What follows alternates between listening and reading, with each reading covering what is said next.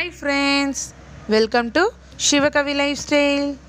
இன்னைக்கு நம்ம சேனல்ல நம்ம பார்க்க போறது ஒரு திவாலி ஸ்வீட் தாங்க. ஆமாங்க, மைசூர் பாக்கு எப்படி செய்யறதுன்னா நம்ம இன்னைக்கு பார்க்க போறோம். இத நீங்க பார்த்துட்டீங்கன்னா பிகினர்ஸா இருந்தா கூட அவ்ளோ சூப்பரா அப்படியே வாயில போட்டா கரையற மாதிரி இருக்கிற மைசூர் பாக்க சுலபமா செஞ்சிடலாங்க.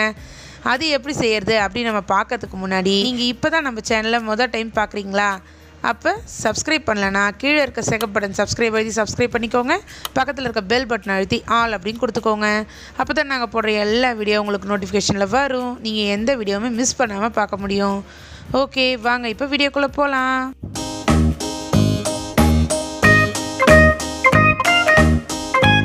ஃபஸ்ட்டு மைசூர் பாக்கு செய்கிறதுக்கு நான் இங்கே ஒரு கடாயை வச்சுருக்கேங்க. இதில் 1 கப் அளவுக்கு கடலை மாவை சேர்த்து நல்லா ட்ரை ரோஸ்ட்டாக நம்ம வறுத்துக்க போகிறோம். கலர்லாம் மாறக்கூடாதுங்க. கடலை மாவு சூடு ஏறினாலே போதுங்க. அது சூடு ஏறி அதோட பச்சை வாசனை போகணும். அதுக்காக தான் நம்ம இந்த மாதிரி செய்கிறோம். இப்போ பாருங்கள், நல்லா சூடு ஏறிடுச்சு. இப்போ இதை இங்கே பாருங்கள், ஒரு வடிகட்டியில் போட்டு நல்லா சலிச்சிக்க போகிறோங்க. ஏன்னா கட்டி எதுவும் இல்லாமல் அப்போ தான் நமக்கு சுகர் சிரப் கூட நம்ம அதை கலக்கும் போது கட்டிப்படாமல் இருக்கும். இப்போ இது நல்லா அப்படி சலிச்சு எடுத்துக்கோங்க. பாருங்கள், அவ்வளோதான், நம்ம நல்லா கட்டி இல்லாமல் சலிச்சு எடுத்துட்டோம். இப்போ இந்த பக்கம் ஒரு அடிக்கனமான வாணல் வச்சுருக்காங்க ஸ்டவ்வில். அதில் 1.5 கப் அளவுக்கு சர்க்கரை சேர்த்துக்கிறேங்க. இப்போ இதுக்கு 3/4 கப் அளவுக்கு தண்ணி சேர்த்துக்கிறேங்க. இப்போ இந்த சர்க்கரையை நல்லா நம்ம அடுப்பில் கரண்டி வச்சு நல்லா கலந்து விட்டுக்குவோங்க.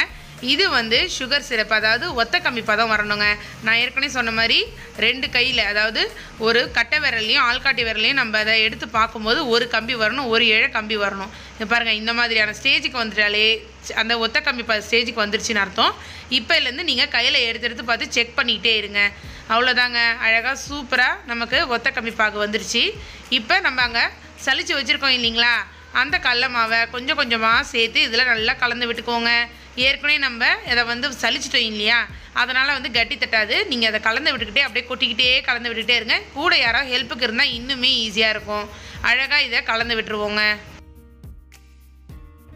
இந்த பக்கம் கடல மாவை நம்ம கிளறிக்கிட்டே இருக்கும்போதே இந்த பக்கம் நான் எண்ணெய் வச்சுருக்கேங்க. அதாவது ஒரு டீப் ஃப்ரை பேனில் எண்ணெய் வச்சுருக்கேன். இது கொஞ்சம் மீடியம் ஃப்ளேமில் சூடு ஏறிக்கிட்டே இருக்கட்டும். ஏன்னா இது நல்லா காஞ்சதுக்கப்புறம் இதை எடுத்து ஊற்றி நம்ம இந்த இதில் கிளற போகிறோங்க. அதனால தான் எண்ணெய் வச்சுருக்கேன். எண்ணெய் புகை வர்ற அளவுக்கு காயணும்னு கிடையாது. ஒரு மீடியமான, அதாவது கொஞ்சம் சூடாக இருக்கணும். ஆனால் ரொம்ப புகஞ்சி வாசனை வந்துடக்கூடாது. அப்புறம் நம்ம மைசூர் பாக்கு புகஞ்ச வாசனை அடிக்க ஆரம்பிச்சிருங்க. அதனால தான் சொல்கிறேன். இப்போ அந்த பக்கம் எண்ணெய் சூடு ஏறிக்கிட்டே இருக்கட்டும். இப்போ இந்த பக்கம் நம்ம நல்லா கலந்து விட்ட கடல மாவை பார்க்கலாம் வாங்க. கடல மாவு நல்லா கலந்து விட்டாச்சுங்க. இப்போ எண்ணெயும் சூடு ஏறிடுச்சு. இங்கே பாருங்கள், அதை கொஞ்சம் கொஞ்சமாக இப்படி எடுத்து ஊற்றி நம்ம கிளறிக்கிட்டே இருக்கணும். இப்போ ஊற்றி கிளறினோடனே இங்கே பாருங்கள், அந்த எண்ணெய் உள்வாங்கிடுச்சு இல்லையா. இப்போ திரும்பி கொஞ்சம், அதாவது அரை கரண்டி எடுத்து திருப்பி இதில் ஊற்றணும். அப்படி ஊற்றும் போது நீங்கள் பார்த்தீங்கன்னா நமக்கு நல்லாவே தெரியும், அந்த கடல மாவு அப்படியே பொரியும் பாருங்கள் மேலே. இந்த மாதிரி பொரிஞ்சு இப்போ கடல மாவு பச்சை வாசனை தான் இதில் அடிக்கும் நமக்கு. நம்ம இந்த மாதிரி எண்ணெயை மொண்டு ஊற்றி நம்ம கிளற என்ன ஆகும்னா, அந்த கடல மாவு நல்லா பொரிஞ்சு ஒரு மைசூர் பாகு வாசனைக்கு வந்துருங்க. அது கடைசி ஸ்டேஜ் பார்த்திங்கன்னா உங்களுக்கு தெரியும். இப்போ உங்களுக்கு பார்க்கும்போது அப்படியே கடல மாவே தெரியுது இல்லைங்களா. கடைசி ஸ்டேஜில் பார்க்கும்போது மைசூர் பாகு ரெடியான பதம் என்னன்றது உங்களுக்கு தெரியும் பாருங்கள். இப்போ இதே மாதிரி எண்ணெயை மொண்டு ஊற்றி நம்ம நல்லா எண்ணெய் உள்வாங்கிற அளவுக்கு கலந்து விடணும். உள் வாங்கினதுக்கப்புறம் திருப்பி எண்ணெயை எடுத்து ஊற்றணும்.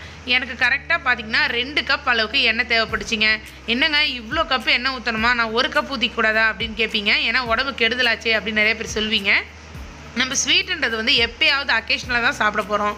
அடுத்து பார்த்திங்கன்னா உங்களுக்கு வாயில் வச்சோடனே அப்படியே கரையிற மாதிரி வேணும்னா நீங்கள் இந்த மாதிரியான எண்ணெய் ஊற்றினாதாங்க கரெக்டாக இருக்கும். நீங்கள் கம்மியாக எண்ணெய் ஊற்றுறீங்கன்னா நல்லா கடித்து சாப்பிட்ற மாதிரி மொறுன்னு இருக்குமே தவிர உங்களுக்கு சாஃப்டாக இருக்காது. அதனால் நீங்கள் கண்டிப்பாக 2 கப்பே ஊற்றுங்க. இப்போ அடுத்த ஸ்டேஜை பார்க்கலாம் வாங்க. இதுதாங்க ஃபைனல் ஸ்டேஜ். இங்கே பாருங்கள், நம்ம விட்ட எண்ணெய்லாம் அப்படியே மேலே துப்புது. அடுத்து பார்த்திங்கன்னா அதை பார்க்கறதுக்கே உங்களுக்கு தெரியும், அதாவது மைசூர் பாகோட கலவையாட்டம் அப்படியே பாருங்கள் ரெடியாகி அப்படியே பதமாக சுழண்டு வருது பாருங்கள். இதுதாங்க கரெக்டான பதம். நான் ஏற்கனவே மைசூர் பாக்கை ஊற்றி வைக்கிறதுக்கு ஒரு பாத்திரத்தில் எண்ணெய் தடவி வச்சுட்டேங்க. அதாவது நான் இன்றைக்கி டின் எடுத்திருக்கேன். அதில் இதை எடுத்துகிட்டு போய் அப்படியே செட் பண்ண வேண்டியது தாங்க. இங்கே பாருங்கள், நான் அழகாக செட் பண்ணிட்டேங்க. இப்போ இது ஒரு 10-15 நிமிஷம் சூடு ஆறணுங்க. ஆறுனதுக்கப்புறம், அதாவது ரொம்ப ஆறக்கூடாது, ரொம்ப ஆறப்பட்டிங்கன்னா கெட்டியாகிடும், உங்களால் பீஸ் போட முடியாது. அதனால் சொல்கிறேன், ஒரு 15 நிமிஷம் ஆனதுக்கப்புறம் அதில் பீஸ் போட்டுருங்க. பீஸ் போட்டுட்டு அப்படியே விட்டுருங்க. நல்லா ஃபுல்லாக அப்படியே கூல் ஆகணும், அதாவது நல்லா ஆறணும். ஆறுனதுக்கப்புறம் நீங்கள் எடுத்திங்கன்னா அழகாக உங்களுக்கு பேக்கரி ஸ்டைலில் இருக்கிற மைசூர் பாக்கு சூப்பராக கிடச்சிருங்க. இப்போ இது நல்லா ஆறட்டும். ஆறுனதுக்கப்புறம் பீஸ் போட்டு உங்களுக்கு காட்டுறேங்க. நம்மளோட சூப்பரான பேக்கரி ஸ்டைல் வாயில் வச்சாலே அப்படியே கரையிற மைசூர் பாக்கு ரெடி. எவ்வளோ சூப்பராக எவ்வளோ ஈஸியாக செய்யலாம் நம்ம பார்த்தோம் இல்லைங்களா? நான் சொன்ன அதே மெஷர்மெண்ட்டை கொஞ்சம் கூட மாற்றாமல் நீங்கள் அப்படியே ஃபாலோ பண்ணிங்கன்னா செம்ம சூப்பராக இருக்குங்க. உங்களுக்கு அந்த மைசூர் பாக்கை பார்க்கும்போதே தெரிஞ்சிருக்கும். அப்படியே ஜூஸியாகவும் அடுத்து பார்த்திங்கன்னா அப்படியே புட்டா அப்படியே வாயில் அப்படியே கரைஞ்சி போச்சிங்க. அவ்வளோ சூப்பராக இருந்துச்சுங்க. நீங்கள் கண்டிப்பாக இதை ட்ரை பண்ணி பார்க்கணும். ட்ரை பண்ணி பார்த்துட்டு எப்படி இருந்துச்சு என் கூட கமெண்ட்டில் ஷேர் பண்ணிக்கோங்க. நம்ம ஹைஜீனிக்காக நம்ம வீட்டிலே செய்யலாம் பேக்கரி ஸ்டைல் மைசூர் பாக்கை. அதுவும் ஸ்டெப் பை ஸ்டெப்பாக சொல்லி கொடுத்துருக்கேன். நீங்கள் பிகினஸாக இருந்தால் கூட செம்ம ஈஸியாக செம்ம சூப்பராக செஞ்சிடலாம். இதில் என்னன்னு பார்த்தீங்கன்னா அந்த சக்கரை பாகு வைக்கிறீங்க இல்லையா, ஒத்த கம்மி பதம், அதுதான் கரெக்டாக நீங்கள் பார்க்கணும். அதை மட்டும் நீங்கள் பார்த்துட்டிங்கன்னா போதும். அடுத்து கடைசியாக அந்த திரண்டு வருது இல்லைங்களா மைசூர் பாக்கு, அந்த டைமும் உங்களுக்கு தெரிஞ்சிட்டா போதும். இது 2 மட்டும் தெரிஞ்சால் போதும். செம்ம சூப்பராக நம்ம மைசூர் பாக்கு நொடியில் ரெடி பண்ணிடலாங்க. இந்த வீடியோ உங்களுக்கு பிடிச்சிருந்தா லைக் பண்ணுங்கள். இந்த வீடியோவெல்லாம் உங்கள் ஃப்ரெண்ட்ஸ்க்கு ஷேர் பண்ணுங்கள். நம்ம சிவகவி லைஃப் ஸ்டைல் சேனலுக்கு சப்ஸ்கிரைப் பண்ணுங்கள். அந்த பக்கத்தில் இருக்க பெல் பட்டன் அழுத்தி ஆல் அப்படின்னு கொடுத்துக்கோங்க. அப்போ தான் நாங்கள் போடுற எல்லா வீடியோ உங்களுக்கு நோட்டிஃபிகேஷனில் வரும். நீங்கள் எந்த வீடியோவுமே மிஸ் பண்ணாமல் பார்க்க முடியும். ஓகே, பாய்.